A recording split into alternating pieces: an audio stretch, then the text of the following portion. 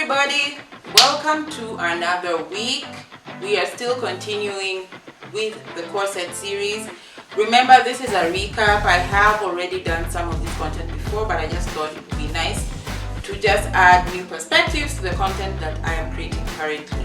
So today's episode is about wear and care of a corset. So basically how you wear it. Yes, there is a method of wearing it outside of lacing. There are instructions you need to follow when you're wearing, and also how to care for your corset, basically storage and cleaning of your corset.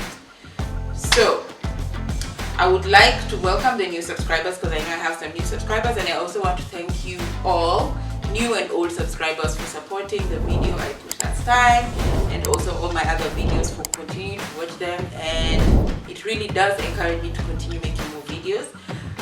To the new subscribers, I make videos every 2 or so weeks. I stopped making them weekly because of my schedule.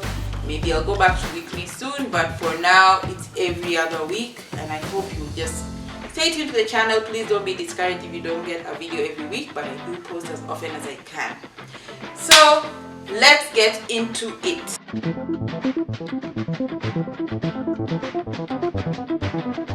So for those of you who have been here for a while, I have done this content before, but this is definitely a refresher. So I will still link the video of basically what I covered before, but I just thought to make another video just in case there's some information that I did not add in the previous video, but it's generally a recap. So I am going to talk a lot about caring for your corset, how to store it, and also how to clean it, and also generally the general rule is when you're wearing a corset, do not wear it directly in contact with your skin. There are very many reasons for it. One of them is that the bones could hurt you, not necessarily that corset makers make it in a way that will hurt you, but because corsets are such fitted garments, you could easily bruise yourself if you wear it directly on your skin all the time. It takes time, but it can cause chafing of the skin. So it's always important to wear a layer on top. If you want to wear the corset as the main piece, always ensure you have a corset liner inside, so that it also just makes it more comfortable for you to wear, so that you're not worried about your skin chafing or anything like that. It also makes your corset last longer generally, because you don't always have to clean it, and it also just makes your corset last longer. The material, if you don't have to clean it all the time, it will last longer. Anyway, generally it's just a good practice. So do ensure that you wear your corset something between. Also, don't wear your corset all the time. You should not wear your corset, especially those of you who wear steel bone corsets and you're wearing it for waist training. Definitely don't wear your corset all the time, because you need to allow your body to be able to support itself and not rely so much on the corset for support, especially for posture. Generally, wearing a corset does help improve your posture, but also don't wear it all the time, that your body cannot be able to handle posture by itself. So I hope that's clear. I'm going to get into more detail about cleaning corsets, storing corsets in this video.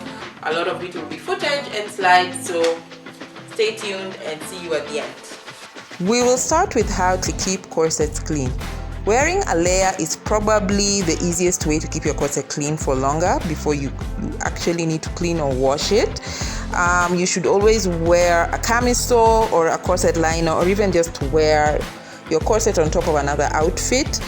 Having a fabric between your skin and the corset is important, so that it absorbs all the body oils and the sweat, and also helps it become easier to wash even afterwards.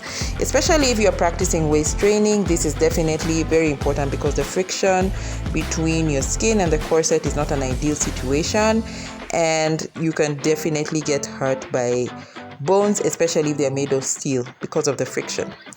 Spot cleaning is also great. So if you have a small spot that you need to clean, you use a lint-free cloth, and probably with water or a cleanser. And if you want to remove oils and sweat from inside the corset, you can just wipe the area with a damp absorbent cloth, and always ensure that the corset is completely dry before storage. Dry cleaning is also another option, and always ensure that you inform the dry cleaners that you do have steel inside if your corset is made from steel bones. It's also not wise to keep dry cleaning your corset because it can cause wear and tear. Leather and vinyl corset must be dry cleaned always. And if you want to clean and maintain your leather corsets, use leather polishes. That's usually the best, but always test them first. The option of the cleanser. A cleanser should be chosen with care and bleated should never be used. Different fabrics will require different cleansers, so it's always good to test the cleanser you buy before you apply it on your corset. The other disadvantage of using cleanser sometimes is that it could leave residue on your corset, which could damage the corset or even damage your skin, and it can transfer on your skin. So always be careful with the kind of chemical cleaners you use on your corset. If you opt to freshen your corset, the best way is, of course, to leave it out in the air for a couple of days, could be 1 or 2 days. I will show you how to do that on a hanger in the next presentation about storage. But you could do that.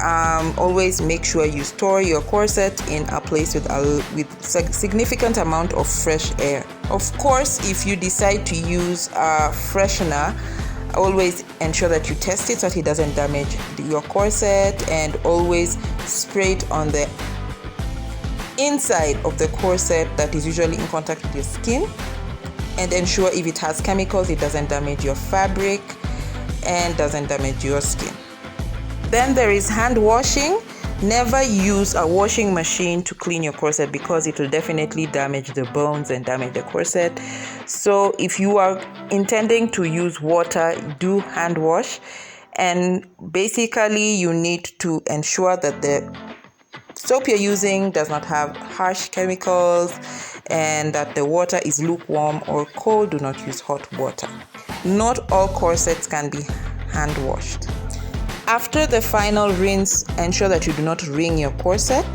Instead, you should roll your clean corset in a clean absorbent cloth to absorb all the water. Try and absorb as much as possible, and then you will definitely let it completely dry on a line. Basically, you usually hang it with its laces as demonstrated in the picture. After your corset is completely dry, you do not need to iron it, you just need to store it, and we're going to see how storage looks like. And ensure that your corset is completely dry. You do not want any wetness inside the corset, especially because some of them are made with a lot of layers. Whether the bones are steel or not, it's important to ensure that it's completely dry.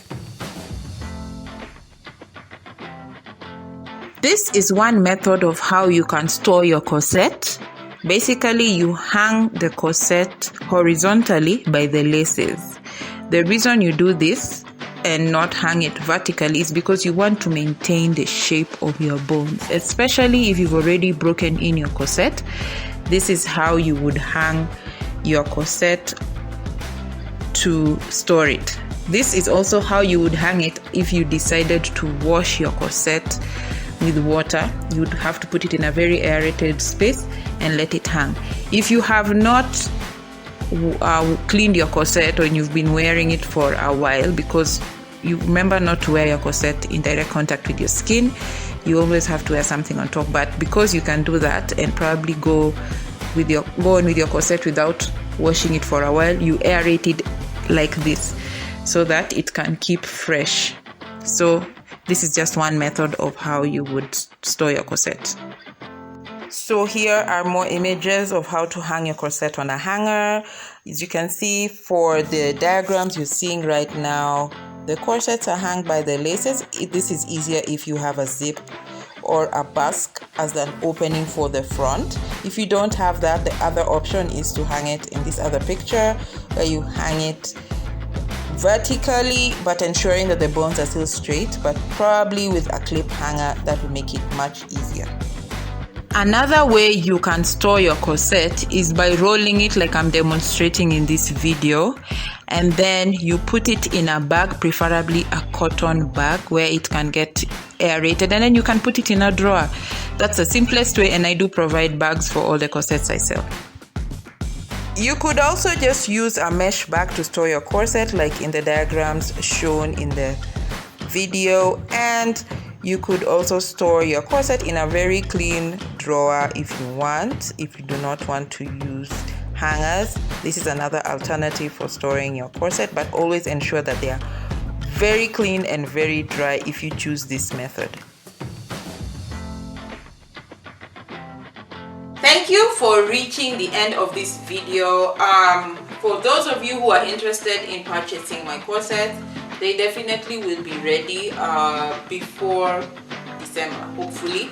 I am making 3 major designs for my ready-to-wear corsets. I have been making corsets for custom orders, but now I'm going to launch my ready-to-wear one. It's taken a very long time to figure out because I have to make sure the pattern is just right. So do watch out for them. I will definitely be posting immediately they are launched. And if you're watching this in the future, maybe I'll just add a link in the description. Apart from that, next time I am going to cover the tools I use in corsetry. I will probably make it a very short video because I know I've covered it before and it may be more of interest for people who actually want to get into corset making. So I am going to just do a brief video explaining each tool, maybe giving a review of what it's been like for me. Maybe that would be a new angle and a new twist. Either way, thank you so much for watching this to the end. I appreciate your support, and do share this video with others. Subscribe to the channel if you haven't subscribed yet, and I'll see you soon. Bye.